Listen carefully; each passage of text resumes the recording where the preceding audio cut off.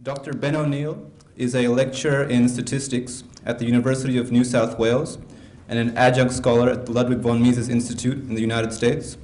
He has formerly practiced as a solicitor and as a political advisor.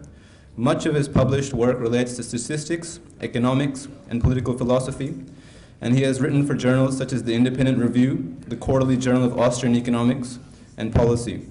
He's particularly interested in critiquing anti-discrimination laws, and he's composed several articles on this topic. Ben is also very good at winning essay competitions, and he's won 2 major libertarian prizes awarded by the Independent Institute and the Center for Independent Studies. Today he's going to be speaking to us about natural law and the liberal society. Please welcome Ben.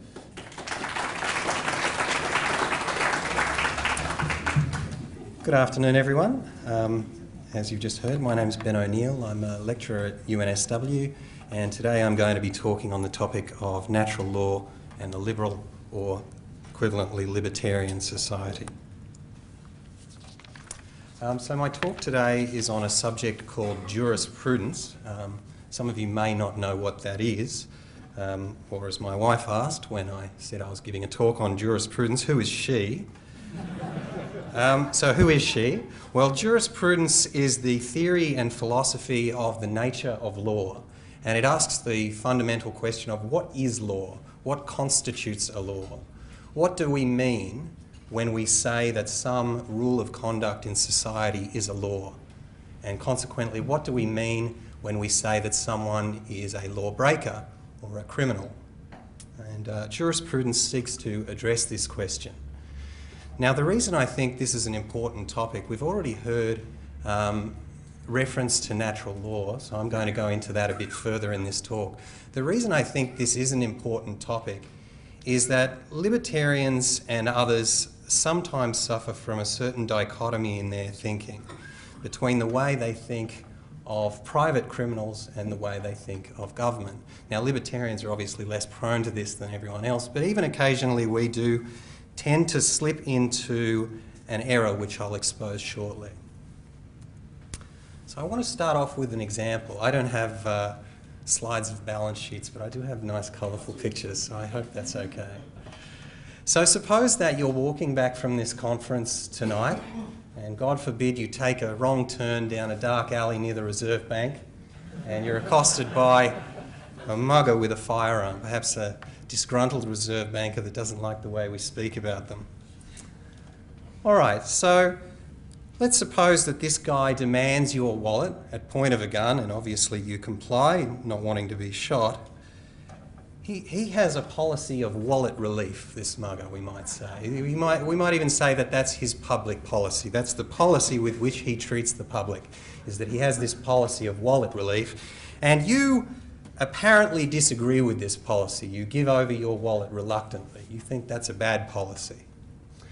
Now, is that a fair way of characterising that encounter? Okay. And if not, how should we describe it? Now, I put it to you that if this were to happen, you would have no trouble in concluding that the man taking your wallet with a gun is a criminal, okay? And that his actions constitute a crime. And I think if he were to be caught, say, by a policeman and dragged before a magistrate later on and tried to use this way of phrasing it, saying, well, Your Honour, I have a policy of wallet relief, and sure, this fellow disagrees with it, but it's all, you know, it's a public policy disagreement here, I think you would probably regard that as really quite a hopeless euphemism for what had actually happened. And in fact, if you allowed that characterisation of what had occurred to stand, really you've already lost most of the argument against this mugger, okay? And the reason is that you have now allowed him to whitewash his crime with this euphemism of public policy. You've changed the moral standing in that argument. It is no longer an argument between a criminal and his victim, but now an argument between two people who just happen to have differing views on public policy. And I say that even libertarians can be prone to this kind of thinking. It's very common when you start talking about political issues, say, to give it a concrete example, say government intervention into the healthcare industry. And someone will ask you, they'll say, Ben, you're a free marketer, you prefer a free market policy, don't you, as opposed to an interventionist policy? And you'll say, yes, you do. But really in conceding that, you're already conceding the language of the debate over to your opponent. You're conceding that what you are arguing over is an issue of what's called public policy. And it's my view that allowing others to characterise libertarian thought in this way without retort, and in particular characterising it this way ourselves without some further elaboration, is already a big weakness in our argument. So I will get to some theories of jurisprudence now. So let's ask ourselves then, the goal of this talk, let's suppose, is to figure out whether this person is a criminal with the actions I've just described. And to do that, we're going to make use of various different jurisprudential theories of law. And so we're going to ask ourselves, what makes this mugger's actions a crime? Okay, well, here's one possible answer, and this is the one that you would probably get from most people if you ask them. They would say, well, his robbery is a crime because it says so right here in this statute book. Okay, so they'd perhaps be able to produce the Crimes Act of New South Wales if this was happening here, go to the relevant section on armed robbery, look it up and say, oh yes, look, it's not allowed. It's written in this statute book. Now obviously that's what a policeman or a prosecutor would rely on if they were asked to make an argument in front of a magistrate about why this man should be sent to prison. Okay, but what we want to consider is this an appropriate answer to the jurisprudential question of whether this mugger is a criminal? Well, the theory I've just given you, which makes reference to government statute, is an example of a theory called legal positivism. Now, legal positivism is the assertion that laws are merely a social construct, meaning that the content of law and the existence of law is solely determined by conventions of how people behave, that it has no objective basis beyond that. In other words, it is a social construct, it is constructed from simply social matters, human beings' social conventions. Now, there are various theories which fall within this scope of legal positivism, and all of them satisfy that fundamental definition. I want to talk about a few. The first one is a theory developed by a legal theorist called John Austin. And he said, okay, if you want to know what laws are the commands of the sovereign. If there's an entity in society called a sovereign. And the sovereign he defines as any institution within society that issues commands backed by sanctions and which commands habitual obedience to its commands. Okay? Now, it doesn't have to be obedience by everyone all the time, but it does have to be obedience by most people most of the time. So Austin's theory says if you want to know what law is, look around the society you're in and see if you can identify an institution or possibly a person, but more likely an institution, that issues commands and is habitually obeyed. If you find such an institution, you've found the sovereign. And its commands are laws, by definition, that is what law is. So this is the jurisprudential theory. This is Austin's jurisprudential theory of positivism.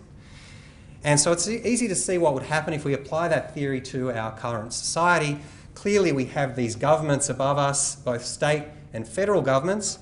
They are institutions that do issue commands. Those commands are backed by sanctions, and clearly they are habitually obeyed. Most people at least attempt most of the time to obey them.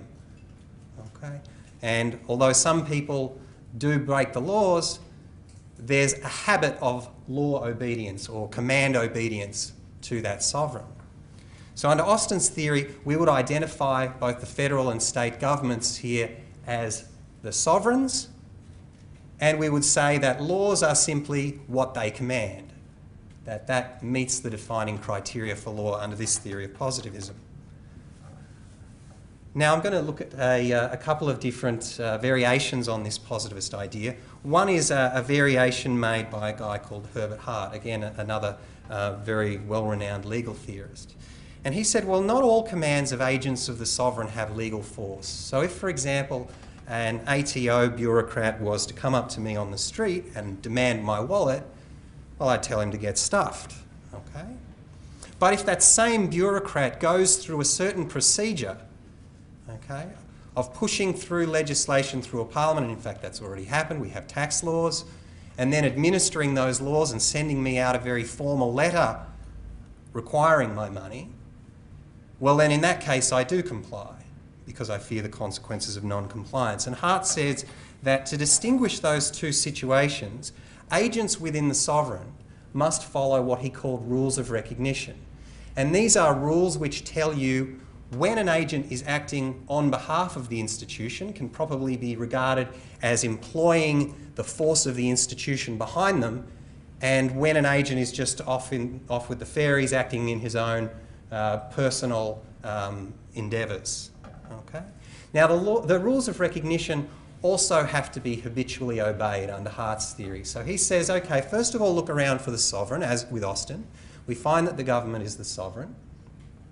And then have a look and see, are there any internal administrative rules that agents within this body habitually obey in order to propagate their commands and have these backed by force? And so in this case, if we looked around at our society, we would see that there are such procedures, that legislation has to be introduced into Houses of Parliament, passed by the parliamentarians there, administered by executive ministers and their bureaucrats, and at that point they satisfy the rules of recognition.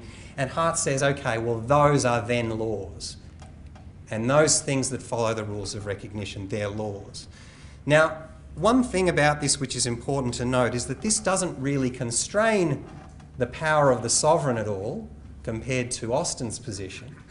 Okay, the constraint it imposes is simply on the agent's ability to act in their personal capacity without satisfying internal procedural rules. So the sovereign, of course, is the body that administers these internal rules as well as issuing external commands. So the sovereign as an institution is still not diminished in its power in any way, but it gives it a mechanism that it can keep its agents in check.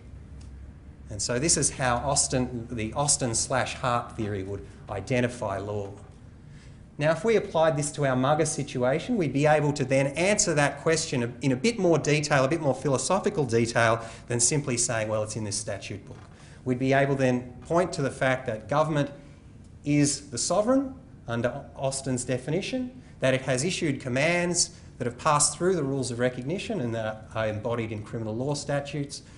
Those criminal law statutes command private citizens at least not to commit armed robbery. And the mugger has obviously done that, contravened that command, therefore he has broken the law and he is a criminal. And that would be a positivist argument in favour of why we would regard this fellow as a criminal. All right, a variation on this argument is a school of thought called legal realism. And the legal realists argued that it's a little bit naive to regard statutory commands and high-level abstract commands like that as laws. They said that really those higher-level abstract commands are not determinative of the actual practice of the agents of the state, the actual practice of the enforcers of the sovereign. Okay? And so there's various quotations from legal realists. The kinds of things they say are, well, you know, a judge's decision could be determined by what he had for breakfast, and that merely he uses the law to rationalise his decision. And so they make this argument that perhaps it's a little bit naive to regard those commands as embodying what the agents of the state do, and therefore to be realistic, we need to say that laws are the actual actions of the enforcers of the sovereign. And Justice Holmes, who is a famous legal realist theorist, put it this way. He said, law is what judges do. And he didn't simply mean that judges apply law. He meant, by definition, that is what law is. If a judge has a bad breakfast and convicts someone for such and such, then that is the law, that you shouldn't come before a judge who's just had a bad breakfast or whatever. So they say those things by definition are law. And so again, that would give us a theory by which we could figure out, is this mugger a criminal or not? And so in that case, we would simply look at what happens to this mugger. Let's suppose he's caught by the police, he's brought before a magistrate. Now, maybe he's convicted, maybe he's not. Let's suppose that he is, that there's sufficient evidence, the magistrate didn't have any other internal reason for letting him go and he sentences him, then we would say, well, that mugger is a criminal because Magistrate X said he is, and law is what judges do. So that's the legal realist argument for the nature of law. Again, a positivist theory in the sense that it regards law as a social construction. Now, another theory that is related to the positivist conception by a theorist called Ronald Dworkin, again, another very august legal theorist, he says that actually the command theory of law and legal realism, they don't really capture the essence of law well enough. And he says, okay, the way that you figure out what law is rather than looking at the commands of the sovereign or the present enforcement actions of the agents, is that you look at their past actions. You look at the past actions of all of the agents which make up the sovereign. And you go through, and that constitutes the legal system. So he was interested in describing the legal system as it exists. So you see that there are government courts and police stations and so on, and these agencies tasked with enforcing the law. And he said the way you figure out law is you look at those actions and you interpret them by a method called constructive interpretation. And he said the way that you do this is that you regard laws as whatever principles best explain those past actions, explain or justify all that past practice. This is a kind of an empiricist view. Okay, that past set of actions is your data. Okay, you've got a whole lot of case law of what judges did, and you've got a whole lot of statute books of what commands were issued from Parliament. You can regard that as your data, and from that you try to figure out what theory best justifies those past actions, whether it be a moral theory or something else, and then you can say, well, that theory is law, at least under an interpretive theory of law. Now, obviously, the limitation of that from a libertarian point of view is that it presumes recognition of an existing legal system. Okay, you have to start with a recognised legal system to know what you're interpreting. Okay, since the interpretive approach says take that institution's past actions and figure out what principle best justifies it, and that is law. So we presume at the outset that this legal system is a genuine legal system. Okay, and so for that reason it cannot really grapple with the problem of saying, is this system applying law? And we want to figure out what law is under a jurisprudential argument. It instead presumes that legal system and says whatever it does is law, or whatever principles rationalise that is law. That's one of the various arguments Dworkin makes. He makes some other very sensible arguments. This is one particular example of a positivist kind of method called constructive interpretation. So now that I've gone through those, each of their definitions, I just want to kind of reiterate what those three theories of positivist law are saying in their boldest form. Okay? So if we imagine the sovereign, remember, is any agency that is habitually obeyed, and so in a sense it's simply describing the powerful. It is an agency which is powerful, and by that virtue alone, or vice alone, depending on your view, it is the sovereign. So we're now able to say in the boldest form what the positivist theories of law say. So standard legal positivism a la Austin and Hart says laws are the commands of the powerful, where the powerful is understood to be any institution which commands habitual obedience. The legal realists say no, laws aren't the commands of the powerful. Laws are the enforcement actions of the powerful, of policemen and judges and so on. And interpretivists who look at the government legal system say no, each of those theories are deficient also. Laws are the best possible ex post facto rationalisations for the past actions of the powerful. All right, now I'll just leave that slide up a minute. It's my contention that how I've stated these is not a misrepresentation of these theories. It's simply stating them in their boldest, clearest form. stripped of all the various euphemisms. Okay? They're described with a little more nuance in the literature, but essentially this is what these three theories are saying. And it's quite extraordinary when you think about these theories to realise that those three theories between them command the assent of the vast majority of the legal profession and the philosophical profession related to jurisprudence. That most legal theorists adopt one or more of these various definitions of what law is. Now, so far we've talked only about cases where we have this mugger who is a private criminal who is committing what we clearly know is a crime. And all of the positivist theories we saw there actually accord nicely with that fact. They do make the conclusion that, yes, this guy is a criminal. And so if we were only looking at that situation, you might say, okay, well, look, these positivist theories have done well. They've correctly identified this guy as a criminal. That accords with our moral intuitions, and so they seem to be good theories. But what about cases where positive law and morality diverge? Okay, so some examples here I want to mention, two in particular. One is the institution of slavery, and the other is a more recent example of the laws under Nazism in Germany.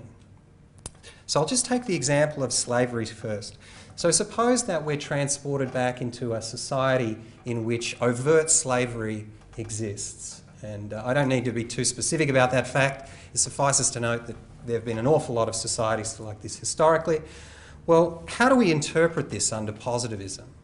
Well, let's suppose that instead of this mugger example, we now have a fugitive slave attempting to escape from his slave master. And the slave master, let's suppose, captures the escaping slave, and as a warning to the other slaves to try to make sure they don't escape, he executes this slave. Okay? Is he a criminal? Okay, so again we're asking the jurisprudential question, and again I'm going to have a look at these positivist theories to see what they say. Well, the positivist theories, all three of them again, would identify the relevant government there as the sovereign, being that it is the body that is habitually obeyed. And depending on which of those three theories you use, you get a slightly different argument, but all of them would come to the same conclusion, namely that the slave master is not a criminal. He is acting in accordance with the commands of the sovereign, or alternatively the enforcement actions of the sovereign, or alternatively the best ex post facto rationalising principles of the sovereign's past actions, which of course included enslaving people or allowing the enslavement of people. So under positivism, actually the criminal is not the slave master who has enslaved and murdered this poor man, it is the slave. The slave is a criminal for violating the commands of the sovereign, and the slave master is a victim of crime. Okay? And when we think of victims of crime in more modern terms, we think of people filling out victim impact statements, so you can only imagine the kind of victim impact statement that such a person would have to fill out. But that's what the positivist view says. Now, they don't tend to describe slave masters as victims of crime, but nonetheless, positivists are aware, in their defence, of this divergence between law and morality under their theory. Okay? So in fairness to the positivists, this does not mean that they are necessarily in favour of slavery. Any of the theorists that I've mentioned are not in favour of slavery. And they'll tend to say, well, okay, this is law, but it is a bad law. And we sympathise with the slave, and he should break the law by trying to escape, and the slave master shouldn't obey the law by enslaving him or capturing him or killing him. So positivism asserts that there is no inherent or necessary connection between morality and law. Now, Dworkin's theory allows that there may be some connection through people's beliefs, because after all, he's searching for the best rationalising principle for the past actions of the sovereign, and it's possible that those rationalising principles may include the moral beliefs of the people administering the legal system. And so in that sense, they can be connected epistemologically through beliefs, but they cannot be connected in terms of a logical connection. So even under that theory, there is still no direct connection between law and morality. And so positivists can be critical of positive laws such as slavery or the actions of the Third Reich under Nazism, but they must regard them as valid laws, at least under those particular theories I've given. All right, so we're now going to turn to an alternative theory, which you've heard mentioned previously. I'm going to elaborate on a bit, called the theory of natural law. And if you're not satisfied with the positivist responses that I've put up there, perhaps the natural law argument may be a little bit more amenable to your thinking. Now, natural law fundamentally says that law is not a social convention. Okay, so unlike positivism, which says that law is purely a social construct, natural law says no, law is something objective. And as a result, it is something immutable and universal. It is something derived objectively from aspects of nature. And in particular, natural law theories will all attempt to derive some kind of objective ethical principles from the nature of man and his actions. Okay, so they'll look at various theories of what man is in terms of his basic nature and how he behaves in terms of his actions, and seek to derive a set of ethical principles objectively from that. Now, under the libertarian view, incidentally, libertarianism is not the exclusive view of a theory of natural law. It's possible that you could come up with a theory of natural law for some other view, say socialism or something else. What's critical is that it's an attempt to derive objective ethical principles from the nature of man, and it's a repudiation of this idea that law is purely a social construct. So within libertarianism, there are various arguments put in favour of natural law. I'll just briefly mention a few. I won't comment on the relative merits of those views, just mention them. One is the Rothbardian argument, in which Rothbard attempts to establish objective ethical principles pertaining to the use of force on the basis of rational first appropriation rules. And Professor Hopper talked about that in his speech last night, I believe. Also, there was another theory which is the genesis is in, again, Professor Hopper's work, that objective ethical principles may be derived from presuppositions to the fact that people engage in argument and discussion at all. And so it may be possible to derive objective ethical principles axiomatically from simply the fact that when you engage in that kind of action, you're already making presumptions about what you must have accepted. And there are various other arguments. Ayn Rand puts forward an argument in favour of natural law on the basis of her exposition of the nature of man and the proper actions and the proper beneficiary of actions under an ethical theory of rational egoism. And there are also various other arguments in favour of natural law. Some of them draw on consequentialist arguments. Most of them are deontological in the sense that they do not rely on looking at the consequences of particular ethical types of rules. Okay, and as I said, I won't comment on the merits of those, just to mention what they are. What I'm interested in here is the fact that all of those justifications, whether you agree with this particular justification of libertarianism or not, all of them seek to ground ethical principles in the nature of man. And they all say something about the way man is as a creature, the actions he performs, and attempt to induce from that objective ethical principles, which are not social constructs, which are immutable and universal. Again, applying this to the situation of the mugger, we can now see why we could regard the mugger as a criminal under natural law. So under natural law, we wouldn't point to a statute book or to any particular command of a parliament or to the actions of a policeman or a judge or anything like that, or to any social circumstance. We would simply say it can be determined from the nature of man that armed robbery is objectively immoral behaviour, that is an objectively immoral use of force. And as such, it is an objective ethical statement about the use of force, which is the content of what we're talking about when we talk about law. And the mugger has defied that ethical principle. He's gone ahead and committed armed robbery, and therefore he is a criminal. He has breached natural law. Okay? He's a criminal whether or not he is regarded as a criminal by those around him, whether or not he is caught, whether or not he is convicted. He is a criminal regardless of the beliefs of those in his society. Even if he and everyone else believe he is not a criminal, still he is a criminal under the immutable theory of natural law, assuming that you believe that such can be derived. And now we've looked at the mugger example. Okay, this can also be applied to the slavery example. And here is where the natural law theorists disagree with the positivists. The positivists said the slave is the criminal, the slave master is the victim of crime, albeit we might sympathise with the slave. We're not saying we're totally cold-hearted bastards. We think it's good that the slave is breaking this bad law which we don't like. But nevertheless, it is a law.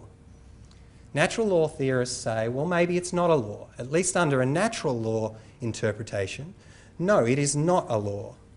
And in fact, slavery, the institution of slavery, is a breach of those objective ethical principles. And so the slave is the victim of crime, the slave master is a criminal, despite the fact that he is not viewed that way by the society he is in and by the sovereign power. All right, so this gets us then to the question of semantics. Okay. I've said that you can derive objective ethical principles from the nature of man, that libertarians do this. And let's suppose that we accept that that's true. Now, it's also true that the things referred to by legal positivism, they are also useful concepts. It is true that there is such an institution in society that is habitually obeyed. There is such an institution, and it is useful to have a concept to identify it. And it is also useful to have a concept to identify its commands that it is going to enforce on you whether you like it or not. So Austin's theory of positive law is a useful concept for describing who is in charge and what they do. And similarly, the legal realism is a useful concept in describing what actually do judges do? What do they rule against you or in your favour? And similarly, Dworkin's interpretive theory is useful in understanding what is the best rationalisation for the government's behaviour, albeit a very bad rationalisation. So these all describe something useful, and they can be used. So I don't want you to misunderstand me and think I'm standing here saying positive law is nonsense and natural law is true. What I'm saying is they all describe useful concepts. The question is, which has the highest claim to the accolade of law? Now, in deciding this question, there's a good quote from Herbert Hart in his book, The Concept of Law. I'm not going to give you the full quote, just an excerpt of it. He says that whatever choice we make should assist our theoretical inquiries or advance and clarify our moral deliberations. So he says this is not an arbitrary choice. This is not just an arbitrary linguistic issue. When we're thinking about is natural law law or is positive law law, that's what we should be trying to do. Assist our theoretical inquiries and advance our moral deliberations. Now, obviously that question depends on the context. What are we using the concept for? Now, if I'm audited by the Australian Tax Office and I need to go to court and defend myself, an understanding of natural law theory will not assist me because the court will not recognise that. And in that case, I actually want the legal realist interpretation of what will a judge rule. Will a judge rule against me or for me if I make this argument? What are the commands of the sovereign? I need an actual lawyer, positive law lawyer, to tell me those things. And so in that context, I think you could say that the positive law concepts are more useful in that concept, in clarifying your theoretical inquiries. But in our present theoretical inquiry, we're not interested in that question. We are interested in the jurisprudential question, is this mugger a criminal? And I think in that question, natural law is head and shoulders above positivism. Well, the positivists say that, okay, they might accept the existence of objective ethical principles. They don't like calling them natural law. They think that's a wrong thing to call it. And their argument is that this confuses people, okay? They say that really it's confusing to mesh in positive law and objective ethical principles, and that you're only going to start confusing the discussion if you start saying that the slave is actually the victim of crime and the slave master is a criminal, notwithstanding that he obeyed the sovereign.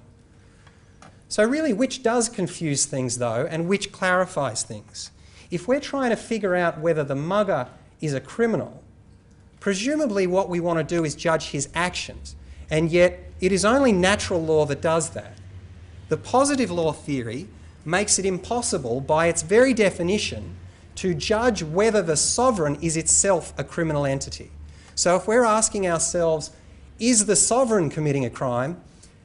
Positive law cannot possibly assist our deliberations in that theoretical inquiry because it is concerned with defining law by the commands of the powerful. And you've already seen my exposition of my bald face explanation of what those theories say. So really they can't advance that inquiry. So I would say that actually far from confusing things in that instance, it is the positivist theory that confuses things and the natural law theory that is the only possible theory by which you can answer that. The positive law theory preempts the answer before even undertaking any investigation. It begs the question, philosophically speaking, and so it cannot assist you. Simply because, as I said, it defines law by reference to the whims of those in power, which makes it impossible to determine, are those in power criminals? All right, so why does this matter for libertarians? I hope the answer is fairly obvious. Libertarian theory says that natural law exists. And what I mean by that is it says that it is possible to derive objective ethical principles pertaining to the use of force from the nature of man and his actions. And in particular, the content of the libertarian theory implies that government is not a legitimate enterprise, that it is a criminal agency, that many of its actions, and in fact the defining actions that make it a government, are criminal in nature. And therefore it is simply impossible for a government to not be a criminal agency. It must by its very definition. I won't elaborate on that, I think that's been elaborated on already. But we can see that only a natural law theory is capable of investigating that. Now the reason that this is important, I said at the start that if you allow the mugger to make this an issue of public policy, you've already lost. And the same is true when we talk of government and government actions. You need to understand that this idea of public policy is simply a euphemism for government crimes, government actions that amount under natural law to crimes. And so when libertarians allow themselves to be co-opted into a debate in which the terms of reference are framed as a, say, free market policy versus an interventionist policy, if they go exclusively to those abstract principles, as informative as they are, if at no stage they devolve down into the concrete issue of crime versus obedience to natural law, they've already, in my view, lost the debate. Or at least they have expressed their theory in a very weak manner. Now, I often write my articles in this way. I'll say things like this, and I sometimes get the retort from some libertarians to say, well, look, that scares people off, okay? You don't want to sound unreasonable. And when you start making statements like the government is a criminal agency, that scares people off. And what you should reframe it. You should say, I'm in favour of a free market, anti-interventionist policy this, and you should reframe it in terms of that policy debate, since that is the accepted debate structure within our society. But it's precisely because that's the accepted debate structure, that's precisely the thing we need to challenge. Libertarians ultimately have one very simple request, just one request, and that is that people should not commit crimes. All of this higher level abstraction of, well, we favour free market, anti-interventionist healthcare policy or a non-interventionist foreign policy, those are simply more abstract ways of stating that we would prefer it if people did not commit crimes. And I think it's very important that we constantly reiterate that simple message. I was going to talk about the Nazis and the Nuremberg trial, but I think I'm running low on time. I'll just briefly mention the fact that if you have a look into the Nuremberg trial, I know a gentleman over here mentioned the Nuremberg defence. This is actually one of the great accomplishments of the Orwellian memory hole. The Nuremberg defence supposedly is the defence that obedience, well, we may have committed crimes, but we were just obeying orders. Okay? Actually, that is not the Nuremberg defence. That is one of two Nuremberg defences, the other of which is virtually lost to popular understanding, which was not, well, we're committing crimes but we were obeying orders, but no, we are not committing crimes because the Third Reich is the sovereign. Its commands constitute the law. We are obeying the law. And it is precisely the fact that the Nazis did invoke this positive law defence at the Nuremberg trials, and that's very much forgotten now, for obvious reasons. But I think we need to bring those issues back always to the issue of law versus crime. Law versus crime. That is the primary issue of libertarianism. Thank you very much.